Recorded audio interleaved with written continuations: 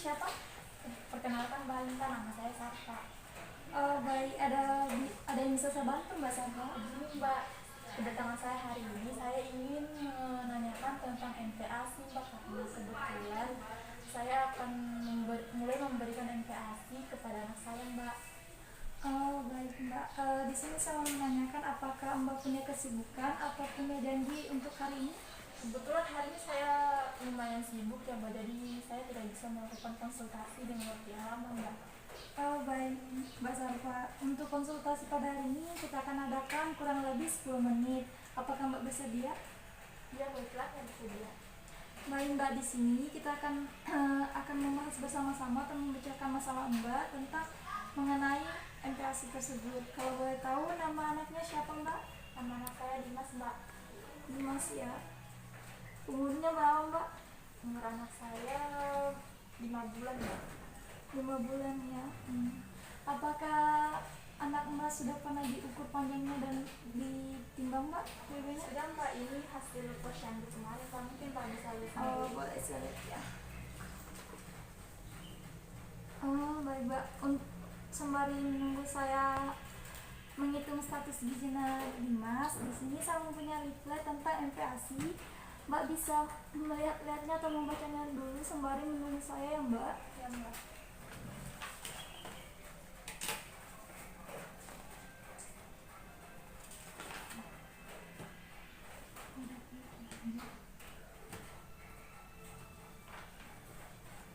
Oke Mbak, diskusinya kembali ya Mbak. Nah, di sini Mbak untuk status gizinya di Dimas ini sudah masih terbilang normal ya Mbak.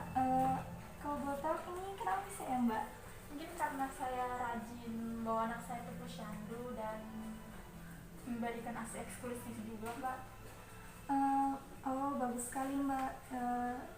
Sebelum dari itu Mbak, apakah Mbak sudah mengetahui MPASI itu seperti apa, atau mungkin yang telah Mbak baca tadi yang saya berikan Mbak sudah mengetahui tentang MPASI tersebut? Berdasarkan riset yang saya baca, MPASI itu merupakan makanan pendamping ASI buat bayi. Terus sekali Mbak, MPASI ini merupakan makanan pendamping selain ASI, yang dimana untuk tahapannya sendiri pada 0 sampai 6 bulan bayi diberikan ASI eksklusif, terus 6 bulan sampai 2 tahun bayi baru diberikan MPASI tanpa pemberian ASI Mbak. Kalau untuk pemberian MPASI ini tuh biasa berapa kali Mbak?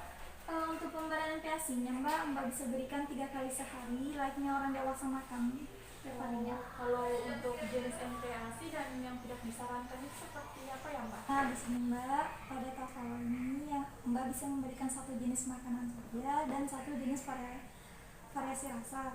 Karena di sini pada bayi cuma mengacu pada induk mengajaknya saja.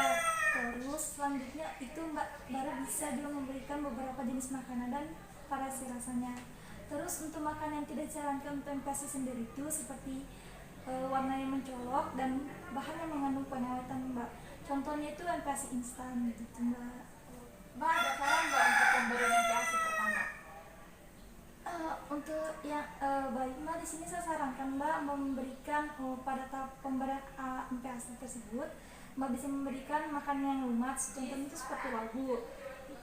Nah, di sini labu Mbak harus haluskan. Terus kalau Mbak mau labu, Mbak bisa memberikan makanan buah-buahan atau sayur-sayuran yang Mbak mau buatkan untuk makanan Mbak. Nah, tapi buah-buahan dan sayur-sayuran di sini Mbak tidak boleh mengandung pestisida Mbak, karena itu buruk bagi bayi istri Mbak sendiri. Nah, pada masa tahap awal 2 nih Mbak, tahap itu yaitu sekitar umur 8 bulan, Mbak baru bisa memberikan makanan yang agak lumat.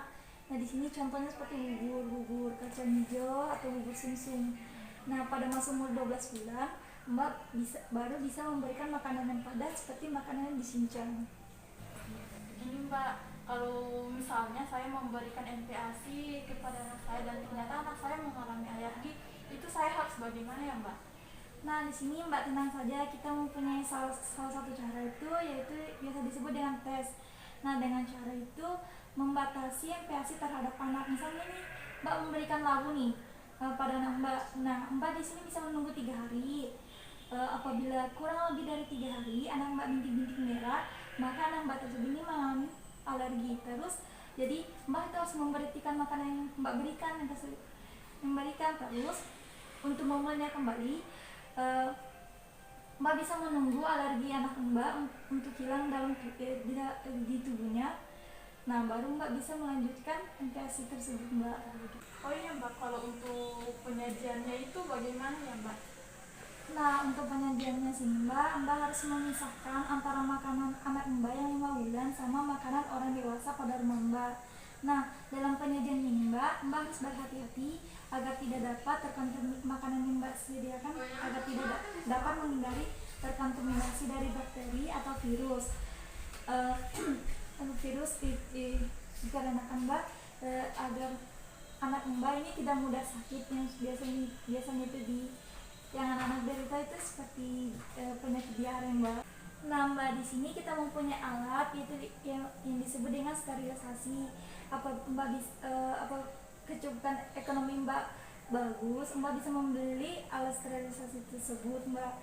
Nah apabila ekonomi mbak masih belum cukup nih, kita punya satu cara. Nah di sini mbak bisa merebus alat peralatan makanan bayi mbak agar terhindarnya bakteri dan virus mbak, begitu mbak. Nah apakah masih ada yang ingin mbak tanyakan? Saya kira sudah cukup ya mbak, penjelasan yang mbak berikan itu saya sudah cukup bermanfaat untuk saya mbak.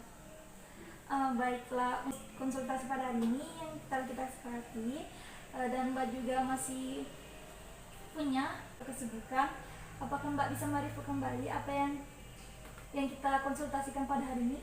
Begini mbak, menurut pemaparan yang mbak Intan tadi, saya itu disuruh untuk memberikan makanan anak saya itu yang pasti selama 3 kali sehari seperti orang dewasa biasanya. Terus untuk makanannya itu harus makanan yang lumat, terus harus selalu mensterilkan alat-alat makanan anak saya, dan juga melakukan tes alergi apabila saya memberikan makanan dan anak saya mengalami alergi. Mungkin itu saja mbak. Betul sekali mbak. Nah sebelum dengan waktu yang kita sepakati mbak, apakah menurut mbak apa yang kita konsultasikan pada hari ini apa bermanfaat, dan apa mbak sudah pahami dengan baik? Iya mbak, saya sudah paham dengan baik dan saya rasa ini sangat bermanfaat mbak. Terima kasih. Nah mbak, untuk monitoringnya mbak bisa datang kembali bersama dengan mbak di tempat ini agar kita bisa melihat perkembangannya mbak. Terus mau itu sebelum atau setelah memberikan informasi pada mbak. Nah sekiranya waktunya kita sudah pas ya mbak, apabila ada salah kata dimaafkan mbak, dan terima kasih mbak telah datang di tempat ini. Iya sama-sama, terima kasih atas konsultasinya mbak. Dan mbak terima kasih.